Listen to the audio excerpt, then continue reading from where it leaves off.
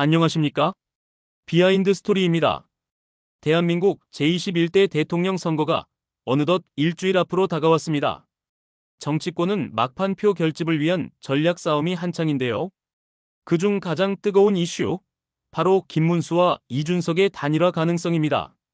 한쪽은 보수 진영의 상징적인 인물, 다른 한쪽은 젊은 세대의 지지를 받는 개혁보수의 아이콘. 과연 이 두 사람이 힘을 합칠 수 있을까요? 하지만 이 질문에 답하기 전에 우리는 먼저 한국 정치에서 단일화가 어떤 의미였는지, 그리고 어떤 방식으로 이루어져 왔는지 되짚어 볼 필요가 있습니다. 한국 현대사에서 단일화는 단순한 정치 전략을 넘어선 민주주의의 현실을 보여주는 상징적인 장면이기도 했습니다. 권위주의 정권에 맞서 야권 후보 단일화는 민주 세력이 하나로 뭉치는 촉매였고, 때로는 독재 정권에 대한 분노와 국민적 열망이 응집되는 결정적인 계기가 되기도 했습니다. 그러나 동시에 단일화는 정치적 계산과 야합의 위험성, 즉 정치가 얼마나 이합집산적일 수 있는지를 보여주는 사례로도 남았습니다. 오늘 이 영상에서는 1956년부터 2025년 현재 21대 대선을 앞두고 김문수, 이준석 후보의 마지막 단일화 논의까지 한국 현대 정치사의 주요 대선에서 이루어진 단일화의 흐름을 정리해보겠습니다. 지금부터 그 치열했던 단일화의 역사를 함께 살펴보시죠. 1. 1956년 제4대 부통령 선거 장면 박기출 단일화. 1956년 대선에서 야권 대통령 후보였던 신익희가 선거운동 중 급사하자 진보당 창당을 준비 중이던 혁신계는 조봉암을 대통령 후보로, 민주당의 장면을 부통령 후보로 단일화하자고 제안합니다. 그러나 민주당은 사회주의자인 조봉암을 받아들일 수 없다며 거절했죠. 대신 혁신계 부통령 후보 박기출이 사퇴하면서 야권은 자연스럽게 장면으로 단일화됩니다. 신익희의 급사로 인한 동정표와 정권 견제 심리가 더해지며 장면은 자유당 후보 이기붕을 꺾고 부통령에 당선됩니다. 이 1963년 제5대 대통령 선거 민정당 민주당 단일화. 4.19 혁명 후 탄생한 민주당은 내분 끝에 심판은 재건민주당을, 구파는 민정당을 창당하게 됩니다. 1963년 박정희가 민정이양을 선언하자 야권은 후보 단일화를 추진했고, 마땅한 주자가 없던 민주당은 민정당의 윤보선을 단일 후보로 지지하게 됩니다. 그러나 정권을 맡기엔 역부족이었고 결국 박정희가 대통령에 당선되며 야권 단일화는 실패로 남게 됩니다. 3. 1987년 제13대 대통령 선거 DJYS 단일화 결렬. 1987년 대한민국 정치사에서 가장 극적인 순간 중 하나가 펼쳐졌습니다. 바로 대통령 직선제 부활을 이끌어낸 6월 항쟁 이후 치러진 제13대 대통령 선거. 국민들은 처음으로 직접 대통령을 뽑게 되었고 민주화의 상징이 된 선거였습니다. 이 역사적인 선거에서 가장 주목받은 장면은 바로 김영삼과 김대중, 두 거물 정치인의 단일화 협상이었습니다. 당시 두 사람은 통일민주당의 총재와 고문으로 같은 당 소속이었지만 서로를 경쟁자로 의식하고 있었습니다. 두 진영은 한때 후보와 당대표를 나누는 방식으로 단일화를 시도했습니다. 즉, 김영삼을 대선 후보로, 김대중을 당 총재로 추대하는 방안이었죠. 하지만 김영삼 측이 대권과 당권을 동시에 가져야 단일 지도 체제가 가능하다며 강경한 입장을 보이면서 갈등의 골이 깊어졌습니다. 결정적인 사건은 고려대학교에서 열린 시국토론회였습니다. 당시 학생들은 일방적으로 김대중을 지지하는 분위기를 보였고, 이는 김영삼에게 큰 불쾌감을 안겼습니다.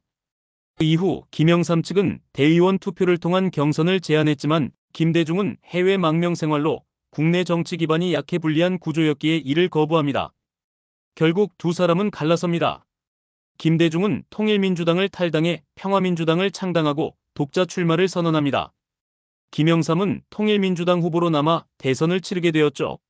이렇게 민주화 세력은 둘로 나뉘었고 결과는 보수 진영의 노태우 후보 당선이라는 뼈아픈 패배로 이어졌습니다. 이 단일화 결렬은 단순한 정치적 실패를 넘어 민주 진영 전체가 정권 교체의 기회를 스스로 날려버린 사건으로 평가받습니다. 당시 여론조사상 DJ와 YS의 지지율을 합치면 노태우를 앞섰던 만큼 단일화가 이루어졌다면 결과는 달라졌을 것이란 아쉬움이 짙게 남습니다. 이 사건은 이후 수많은 선거에서 야권 단일화는 선택이 아닌 필수라는 인식을 심어주었고, 정치인들에게는 협상과 연합의 중요성을, 유권자들에게는 분열이 어떤 결과를 초래할 수 있는지를 명확히 보여준 사례로 남게 됩니다. 4. 1997년 제15대 대통령 선거 DJP 연합. 1997년 대한민국은 경제적으로, 정치적으로 거대한 변곡점을 마주하고 있었습니다. IMF 외환위기로 나라 전체가 휘청이는 가운데 정권 교체의 열망은 그 어느 때보다 뜨거웠습니다. 이 혼란의 시대, 야권의 김대중 후보는 그동안 쌓아온 정치적 내공과 전략적 연합으로 마침내 대통령에 오르며 역사적인 승리를 거두게 됩니다. 그 중심에는 바로 DJP 연합, 즉 김대중과 김종필의 단일화가 있었습니다.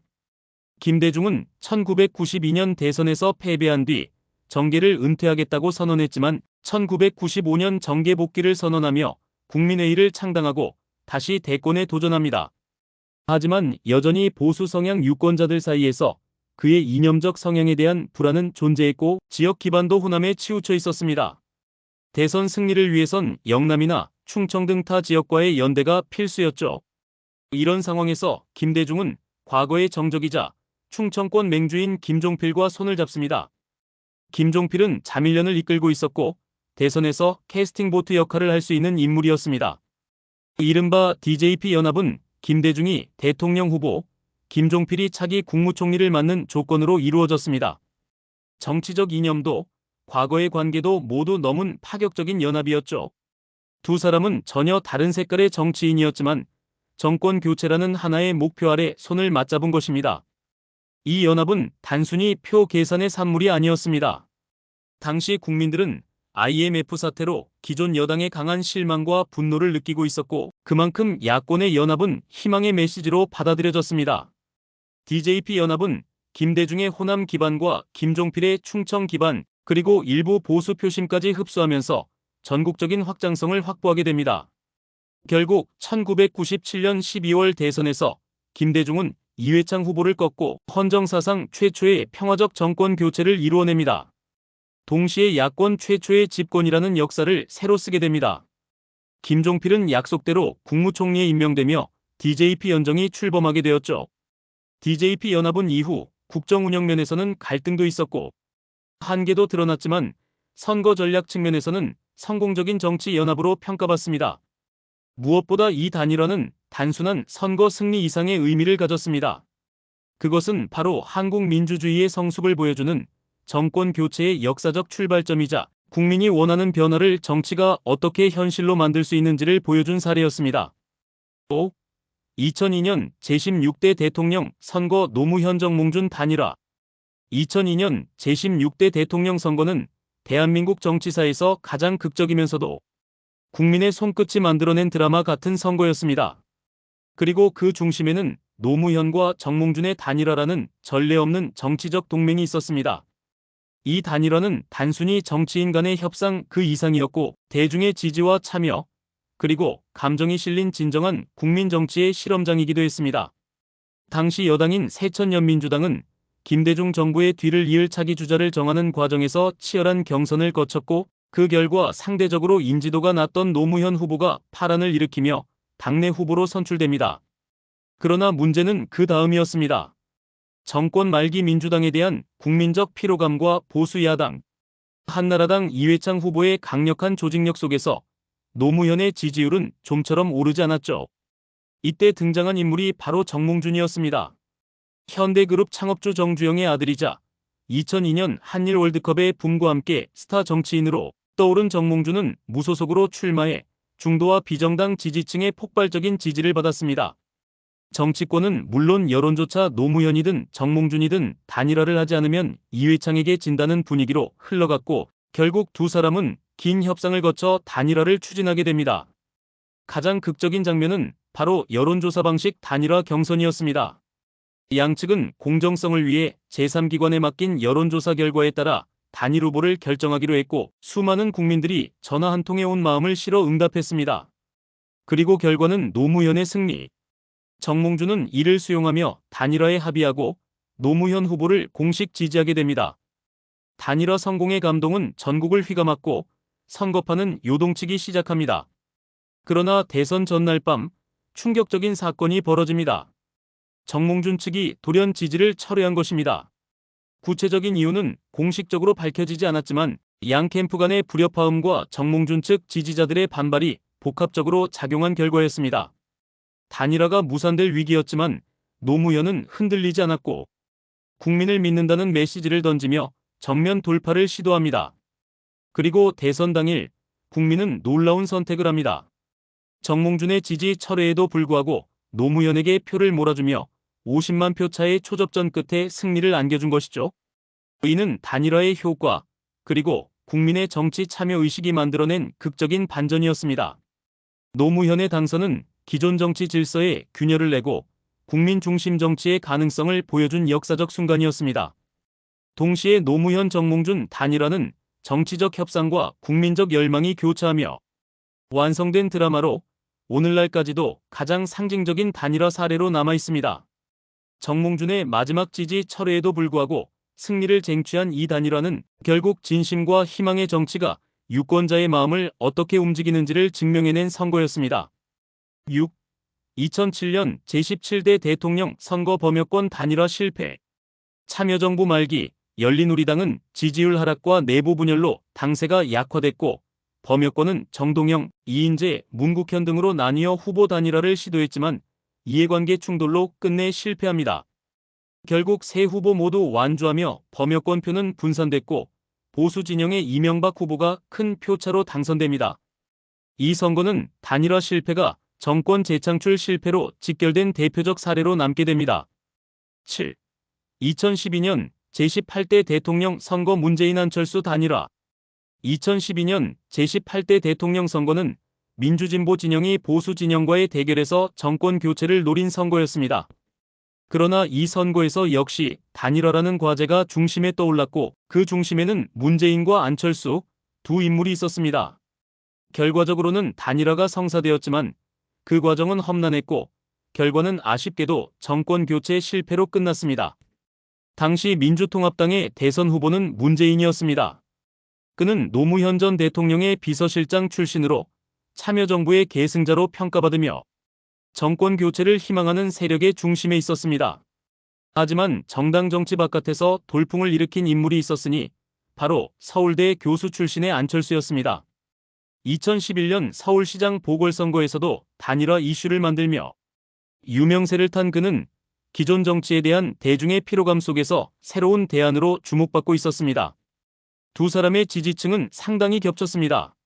문재인은 민주당의 조직력과 경험을, 안철수는 중도층과 청년층의 열렬한 지지를 바탕으로 대선에 도전했고 양측 모두 단일화 없이는 보수 진영 박근혜 후보에게 승산이 없다는 것을 잘 알고 있었습니다. 그래서 이른 시점부터 문재인 안철수 단일화는 선거의 핵심 이슈로 부상했습니다. 그러나 문제는 단일화 방식과 시기였습니다. 여론조사 방식, 후보 사퇴 방식, 공동선대위 구성 여부 등을 두고 양측은 신경전을 벌였고 협상은 지지부진하게 흘러갔습니다. 언론과 여론은 피로감을 호소했고 지지자들 사이에서도 갈등이 생기기 시작했습니다. 그러던 중 대선이 한 달도 채 남지 않은 11월 23일 안철수는 돌연 기자회견을 열고 이기는 단일화를 위해 문재인 후보에게 뜻을 모으겠다며 전격적으로 후보직을 사퇴합니다. 이로써 단일화는 사실상 이루어진 것이었습니다. 이어 11월 26일에는 진보정의당의 심상정 후보가 문재인 지지를 선언하며 후보 등록을 포기했고 12월 16일에는 통합진보당 이정희 후보가 사퇴하며 문재인을 지지했습니다. 이로써 민주진보 진영은 문재인으로 사실상 단일화를 마무리하게 됩니다. 하지만 결과는 모두의 기대와 달랐습니다. 박근혜 후보가 51.6%, 문재인 후보가 48%를 얻으며 박근혜의 당선으로 마무리됐습니다. 단일화가 늦어졌던 점, 중도층 흡수에 실패한 점, 그리고 결정적으로 이정희 후보의 TV 토론 발언이 보수 유권자의 역결집을 유도했다는 분석이 나왔습니다. 특히 이정희가 박근혜를 향해 공격적인 발언을 이어가면서 오히려 박 후보에게 동정 여론이 쏠린 부분은 진보 진영의 뼈아픈 대목이었습니다. 2012년 단일화는 후보 사퇴와 지지 선언이라는 형식을 취했지만 후보 간의 정서적 결합이나 시너지 효과는 부족했고 국민에게 단일화의 감동이나 명분을 충분히 전달하지 못했습니다. 결과적으로는 이 단일화가 실패한 단일화로 평가받게 됩니다. 이 선거는 우리에게 한 가지 교훈을 남깁니다. 단일화는 단순한 계산이나 이벤트로 끝나는 것이 아니라 진정성 있는 협력과 명확한 메시지, 그리고 시기적 타이밍까지 맞아야 한다는 것. 2012년은 단일화가 되었지만 단일화가 힘을 발휘하지 못한 대표적인 사례로 남아 있습니다. 8. 2022년 제20대 대통령 선거 이재명 김동연 단일화, 윤석열 안철수 단일화. 2022년 제20대 대통령 선거는 역사상 유례 없이 박빙이었던 선거로 기억됩니다. 더불어민주당의 이재명, 국민의힘의 윤석열, 그리고 국민의당의 안철수, 새로운 물결의 김동연 등 다수의 후보가 경쟁했지만 선거를 며칠 앞두고 발생한 전격적인 단일화가 승패를 가르는 결정적인 변수로 작용하게 됩니다. 당시 판세는 끝을 알 수 없을 만큼 혼전양상이었습니다.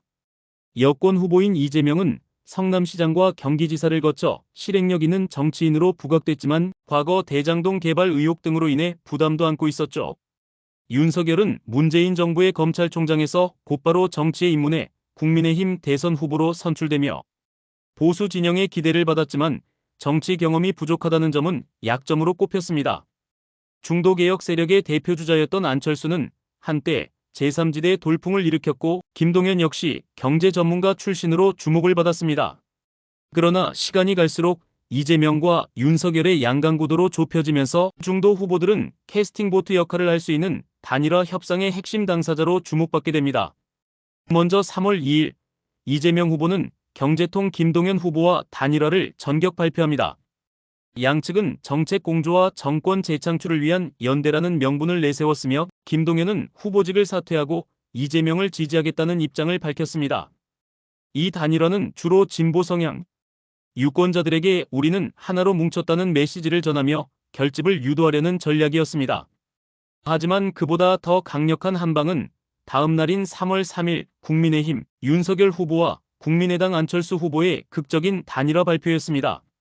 선거를 불과 6일 앞둔 시점, 두 사람은 서울 광화문에서 공동 기자회견을 열고 단일화를 공식 선언했습니다. 두 후보는 정권 교체와 미래를 위한 통합정부를 만들겠다며 통합 메시지를 강조했고 안철수는 후보직을 사퇴하며 윤석열을 지지했습니다. 이 단일화는 단순한 지지율 결합을 넘어서 중도층 청년층 수도권, 유권자들의 표심 이동을 유도하는 효과를 가져왔습니다. 특히 정권 교체 여론이 강했던 당시 분위기 속에서 안철수 지지층의 표가 윤석열에게 몰리는데 큰 역할을 했습니다. 또한 정치적으로는 향후 국정 운영에서 국민의당과의 연정 가능성까지 열어두는 형태였기 때문에 명분과 실리를 모두 챙긴 전략으로 평가받습니다. 결과는 어떻게 됐을까요? 2022년 3월 9일 윤석열 후보는 48.56%, 이재명 후보는 47.83%를 득표하며 단 0.73%포인트 차이, 약 24만 7천 표 차이로 윤석열이 대통령에 당선됩니다. 역대 가장 박빙의 승부였으며 단일화가 없었다면 결과는 정반대였을지도 모른다는 분석이 나왔습니다. 이 선거는 한국 정치에서 단일화가 여전히 중요한 변수임을 명확히 보여줬습니다. 특히 선거일 직전에 단일화가 미치는 파급력, 그리고 단일화의 명분과 타이밍이 얼마나 중요한가를 입증한 사례로 남았습니다. 정권 교체라는 목표를 위해 각자의 정체성과 자존심을 내려놓고 합의한 이 장면은 한편으로는 국민에게 단일화의 필요성과 한계를 동시에 보여주는 순간이기도 했습니다. 2022년 대선은 승자와 패자 모두에게 분명한 메시지를 남겼습니다. 정치적 셈법보다 중요한 건 국민의 정서와 여론의 흐름이며 단일화는 단순히 표를 더하는 계산이 아니라 국민에게 왜 함께해야 하는가를 설득하는 정치적 서사여야 한다는 것입니다. 2025년 제21대 대통령 선거 김문수 한덕수 단일화. 2025년 대선에서 보수 진영은 초반부터 내홍에 휩싸였습니다. 국민의힘 대선 후보로 선출된 김문수와 당 지도부는 갈등을 겪었고 일부 지도부는 한덕수를 후보로 교체하려는 시도를 벌였습니다. 그러나 이 시도는 당원 투표에서 부결되며 한덕수의 출마는 무산되고 김문수가 보수 단일 후보로 잔류하게 됩니다. 김문수 이준석 단일화 가능할까? 현재 이준석 후보는 개혁 보수의 기치를 내걸고 청년층과 중도 유권자에게 지지를 얻고 있으며 김문수 후보는 전통적 보수층과 기독교계 기반을 중심으로 세를 모으고 있습니다. 두 사람의 이념적 색채와 지지층은 분명히 다르며 개인적으로도 정치 노선과 화법에서 여러 차례 충돌해온 관계입니다. 김문수 후보는 이미 보수 진영의 당내 경선을 통과해 정통성을 확보한 상황이며 구주화와의 단일화로 더욱 강경 보수의 색을 강화했습니다. 반면 이준석은 독자 노선을 고수하며 중도 확장을 꾀하고 있어 단일화는 상호이득이 없다는 판단도 존재합니다.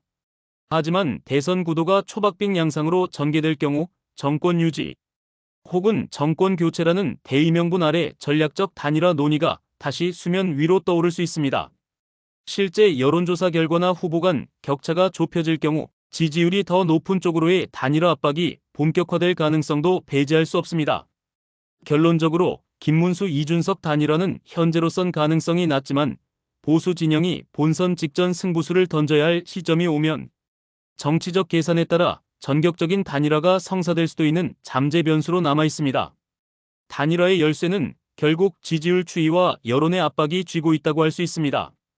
오늘 이렇게 단일화의 역사와 현재 진행 중인 21대 대선 단일화까지 알아봤습니다. 현재의 단일화의 양상은 과거와 달리 다양한 양상으로 진행되고 있습니다.